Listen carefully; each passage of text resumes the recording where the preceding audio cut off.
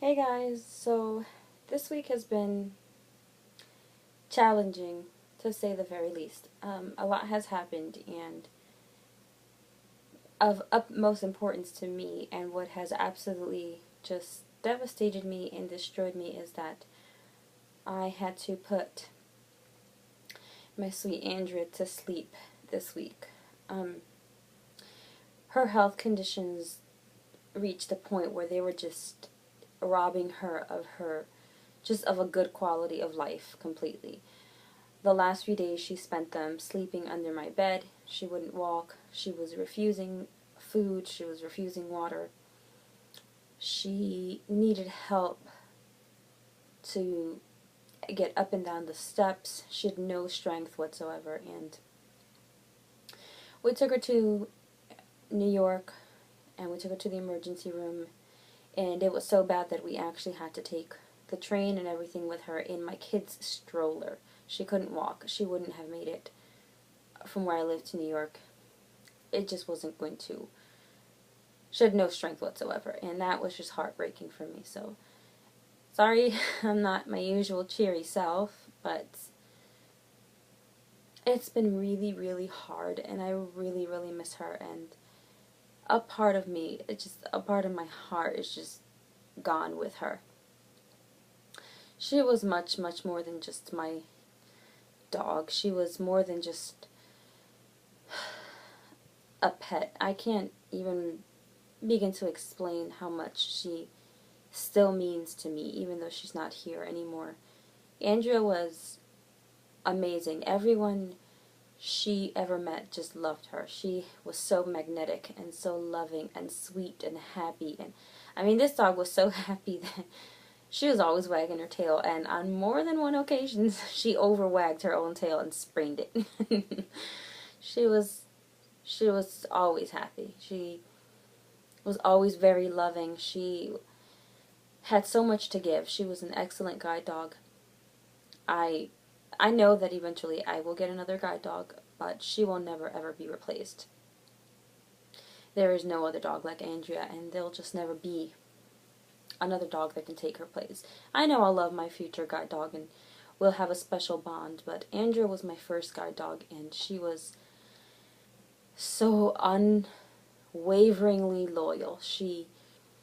I remember years ago I worked at a summer camp, and it was for blind and visually impaired kids.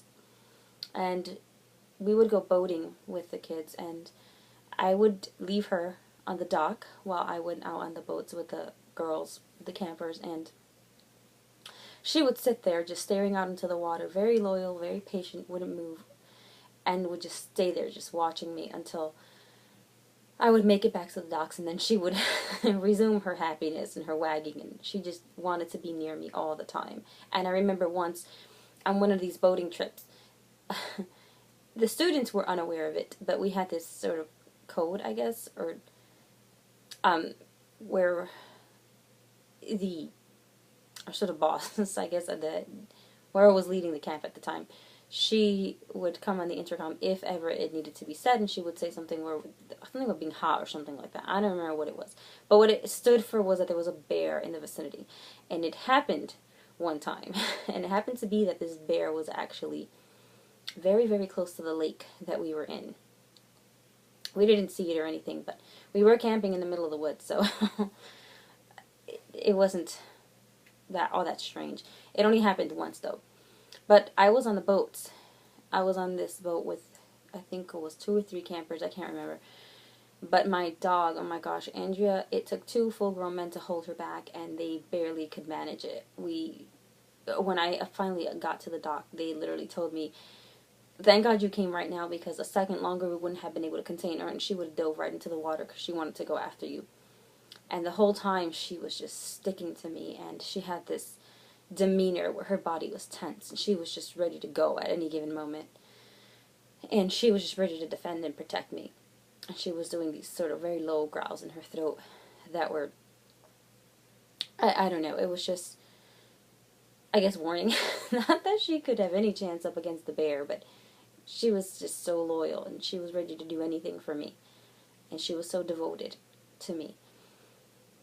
and very playful and very sweet. And like I said, just very magnetic. She was so great with my kids, and I'm very sad that the new baby won't get to meet her and get to experience what life is like with Andrea.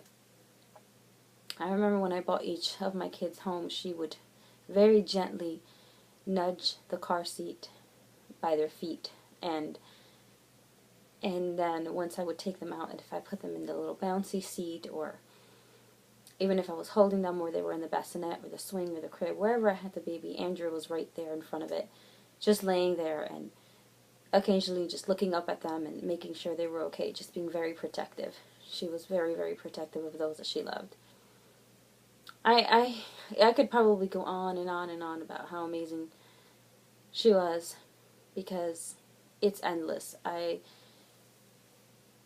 love her so much, and it hurts still very, very badly. And I miss her. I miss coming home and her not being there, because she was retired. She'd gotten to a point where she was too sick to work. And so I would come home and she would be waiting for me and wagging her tail, and she's not here to do that anymore, and that's very, very difficult to face. I received a little clay cast of her paw print that the hospital made for me. I chose not to keep any of her ashes. I had part of her cremated, I guess what they weren't going to use, because for the most part, I donated her body to medical research. She was a dog that always gave, and I figured why not let them use her body for research so they don't have to euthanize any dogs that are healthy. And I figured that with so many health conditions that she had, maybe they'll be able to do something with advanced treatment or figure out a cure for whatever it is she had for future dogs. So she was a dog that gave so much of herself in her life, and I figured why not let her keep giving after she passed. So I donated her body to medical research, and I'm assuming that they would cremate what they don't use, but I don't know. But in any case, if they did, I chose not to keep any ashes. I don't know how I feel about that, about ashes in my home and ashes in general. I'm not sure how I feel about having someone or some that I love just, it's not for me, and that's fine if it works for someone else, and I respect that, but it wouldn't work for me. I thought it was just a really, really nice way to honor her memory, to keep her, to give her body to medical research. I thought it was a very nice way for me to get some closure, I guess. I got to say goodbye to her. I always said I'd be there to the very end, and I'm so grateful that I was able to do that. I held her in my arms when they put her down. I'm sorry if I'm getting kind of choked up a little bit.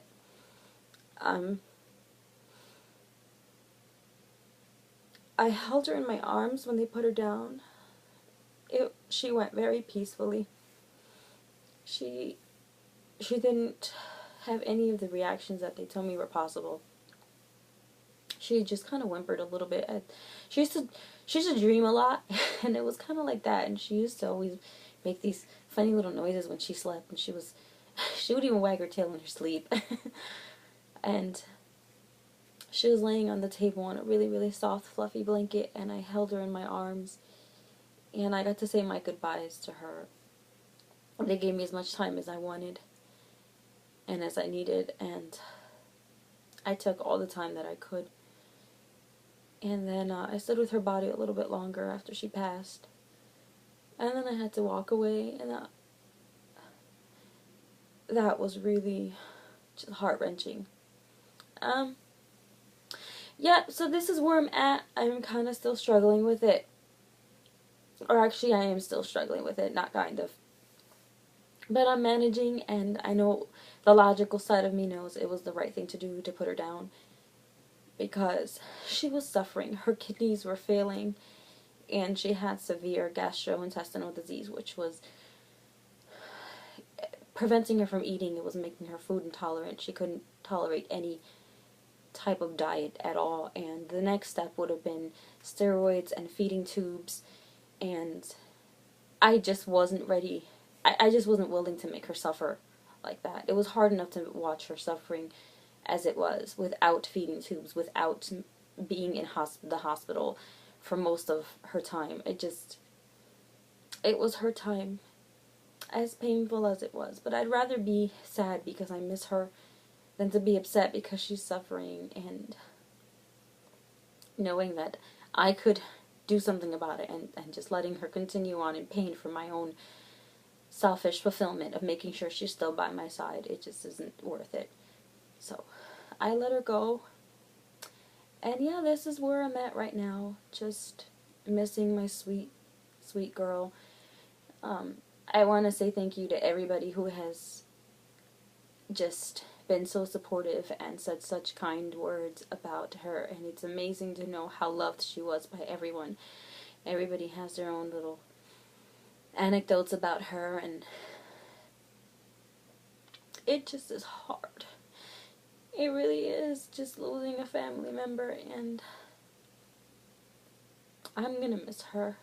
I think I'll always miss her. I think time will just allow me to cope with it, and I'll be able to move forward, but I'll always miss her, and I'll always love her. So yeah, I will, on a lighter note, I have a doctor's appointment for the baby this week. So I will update on the pregnancy then, and I will give you guys a belly shot then too, and I'll let you know what's going on with that. But for now, this is where I'm at, this is what I'm dealing with, and I hope you guys weren't too bothered by my being so upset. But I will see you guys soon. Bye.